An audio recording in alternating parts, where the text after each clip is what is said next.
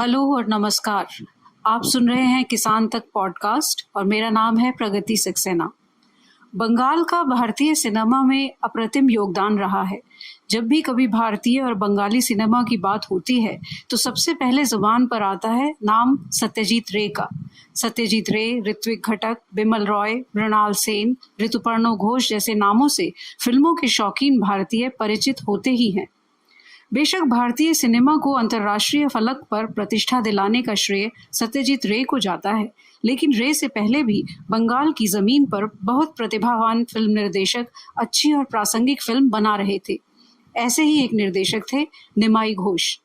कल्पना कीजिए 1947 के बाद के भारत की, जब देश आज़ादी की खुशी और विभाजन की त्रासदी का बोझ लिए अपनी एक नई पहचान बनाने में जुटा था।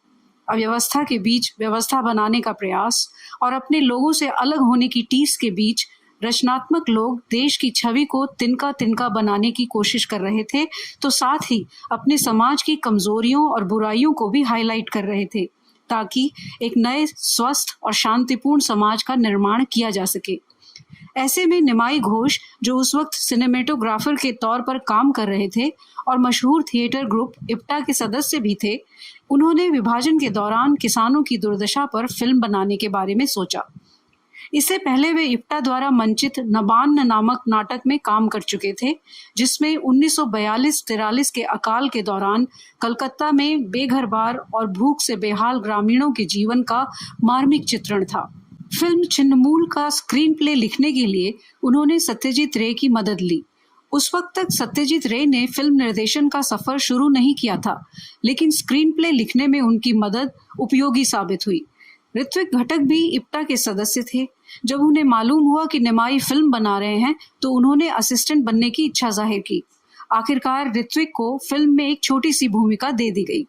यह पहली और आखिरी फिल्म थी जिसमें ऋत्विक घटक ने अभिनय किया। छिन्नमूल यानी जड़ों से उखड़ा का विषय था विभाजन के दौरान पूर्व बंगाल के एक गांव से किसानों का कलकत्ता की तरफ पलायन। ये कथानक न सिर्फ जटिल था बल्कि विवादास्पद भी।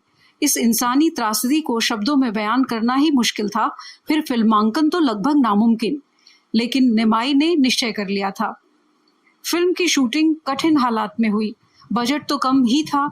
फिर कथानक के मद्देनजर निर्देशक ने फैसला किया कि अभिनेताओं की बनिस्बत आम ग्रामीणों से अभिनय करवाएंगे।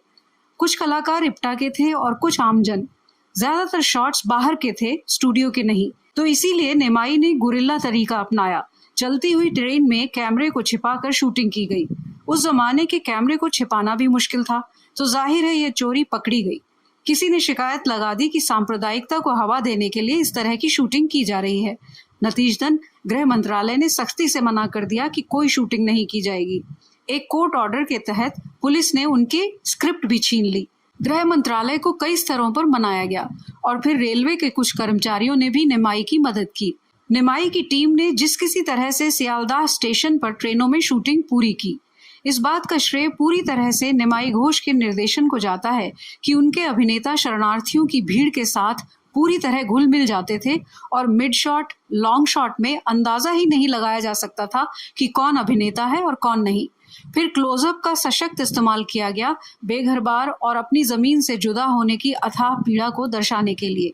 फिल्म की कहानी के केंद्र में है पूर्व बंगाल के एक छोटे से गांव नलदंगा में रहने वाले किसान, जो हिंदू भी हैं और मुस्लिम भी। अपनी सीमित आय में वे सुकून से जिंदगी बिता रहे हैं। इनमें सिर्फ श्रीकांत ही है जो राजनीतिक और सामाजिक तौर पर सजग है और उसे देश में हो रहे बदलावों की जानकारी भी है।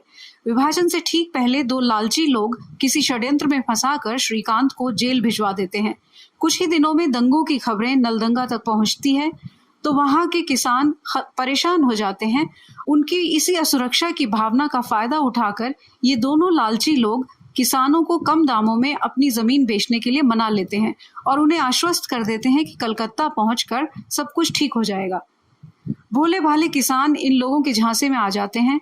श्रीकांत की गर्भवती पत्नी भी अपनी जमीन छोड़कर इन लोगों के साथ सियालदाह के लिए निकल चलती है। सियालदाह स्टेशन पर पहुंचकर उन्हें एहसास होता है कि वे अपना घर संसार छोड़कर एक अजनबी जगह पर आ गए हैं और यहाँ से वापस लौटना नामुमकिन है। उन्हें अन्य शरणार्थियों के साथ विषम परिस्थितियों में रहना पड़ता है।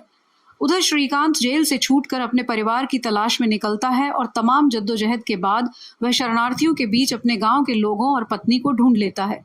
ठीक उस वक्त जब मकान का मालिक इन किसानों को अपने मकान से जबरन निकालने के लिए गुंडों को बुला लेता है, तो श्रीकांत की पत्नी एक बेटे को जन्म देकर दम तोड़ देती है। श्रीकांत के थके, असहाय और दुख से आक्रांत चेहरे के साथ ही फिल्म का अंत होता है और यह चेहरा आपको बहुत देर तक सालता रहता है। श्रीकांत एक दुख, एक पूरे समाज की टूटन और वेदना का प्रतीक है। फिल्म बहुत मार्मिक तरीके से दिखलाती है इन शरणार्थियों को सर्वाइवल के लिए संघर्ष करते हुए कि किस तरह से गांव के किसान और कारीगर महज मजदूरों में तब्दील हो जाते हैं, जिन्हें बस 2 जून की रोटी के लिए रोजाना संघर्ष करना पड़ता है। इस फिल्म को 2 दृश्यों के लिए हमेशा याद किया जाता है। एक, रेलवे स्टेशन पर हताश थके हुए शरणार्थियों की भीड़ के सीक्वेंस के लिए। दूसरा, वह दृश्य जिसमें एक बूढ़ी किसान विधवा अपने घर का दरवाजा पकड़े खड़ी है और चिल्लाकर कहती है, मैं कहीं नहीं जाऊंगी, मैं अपने पति का घर छोड़कर कहीं नहीं जाऊंगी। लेकिन बाद में उसे भी वह घर छोड़ना पड़ता है। इस वृद्ध महिला की भी अपनी कहानी है, जिसे निमाई घोष ने एक इंटरव्यू के दौरान साझा किया था। निमाई ने बताया कि ये बुजुर्ग महिला जो खुद शरणार्थी थी, कोई अभिनेता नहीं थी, ना ही उन्होंने पहले कभी सिनेमा देखा था, इसलिए उन्हें यह दृश्य बार बार समझाया जा रहा था। इन बुजुर्ग ने ध्यान से सुना और फिर कैमरा और लाइट्स की तरफ इशारा करते हुए निमाई से कहा, अगर तुम मुझे इन सब के बारे में बताना चाहते हो तो बताओ, मैं यह सब सीख लूंगी। फिर कुछ क्षण की चुप्पी के बाद उन्होंने लगभग चिल्लाते हुए कहा, लेकिन तुम मुझे यह नहीं बता सकते कि अपना सब कुछ छोड़कर जाने में अंदर क्या जलता है, कैसा महसूस होता है, ये मैं तुम्हें बताऊंगी। निमाई कुछ भी नहीं बोल सके।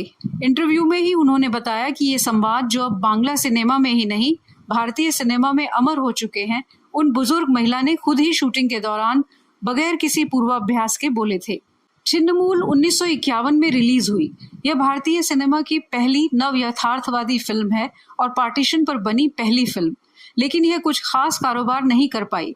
विभाजन की त्रासदी के घाव अभी ताजा थे और शायद लोग अपने दर्द भरे अतीत को एक बार फिर जीना नहीं चाहते थे। किस्मत से उसी दौरान प्रसिद्ध रूसी निर्देशक पुदोवकिन का भारत आना हुआ। जब पुदोवकिन ने यह फिल्म देखी तो वे बहुत प्रभावित हुए और उन्होंने इसे रूस में दिखलाने का फैसला किया। फिल्म को रूसी सरकार ने खरीदा और रूसी भाषा में सबटाइटल्स के साथ यह 181 सेंटर्स में दिखलाई गई। यह पहली भारतीय फिल्म थी जिसे रूस में इतना सम्मान मिला और इससे फिल्म की कीमत भी वसूल हो गई। ये भी विडंबनापूर्ण है कि निमाई घोष को इस फिल्म के बाद बांग्ला फिल्म इंडस्ट्री में कोई खास काम नहीं मिला और छिन्नमूल के किरदारों की तरह उन्हें भी बंगाल छोड़कर मद्रास जाना पड़ा, जहां उन्होंने 30 दशक तक काम किया।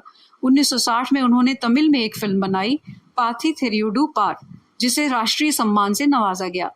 छिन्नमूल विभाजन के दौरान किसानों की दुखद दास्तां तो बयान करती ही है, साथ ही उन लाखों प्रवासी मजदूरों की पीड़ा की भी याद दिला जाती है जो आजकल शहरों में हमारे आसपास काम करते रहते हैं और हमें नजर भी नहीं आते, लेकिन लॉकडाउन के दौरान घर लौटने की आपाधापी में उन्होंने अकथनीय दिक्कतों का सामना किया। किसान तक, किसान तक, किसान तक, किसान तक, किसान तक, किसान तक खाना है तो उगाना है। किसान तक खाना है तो उगाना है।